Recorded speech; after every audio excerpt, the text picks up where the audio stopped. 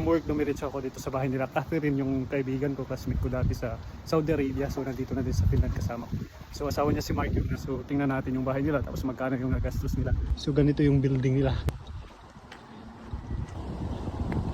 So kung may family ka, so meron silang playground dito. Aside from that, meron din silang mga stock room to. Kumbaga pwede mo ilagay yung mga bike or anong gamit mo dyan. Dito ang tagbalay, si Catherine. Lang sanay kadali na, tarbit tuluan. This is one bedroom, one sala. Oh, dan si Marco. So meron silang fridge. Kami ng gamit. Ito is kasama to sa renta. Wow, ang luto na Marco. May salad, oh. May sabaw, oh. Kami. Ano siya, CR. One room. Hindi ko napakita yung room kasi. Tapos meron silang balcony. Ay, meron. So meron silang balcony. Ang ganda ng balcony dito. I-open ko dito, Deha. Sige. Pakita ko kasi. I-flex ko yung bahay nyo, siyempre.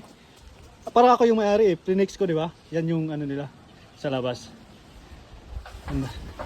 Magkano renta nyo dito, Day? 770 euros. So 770 euros.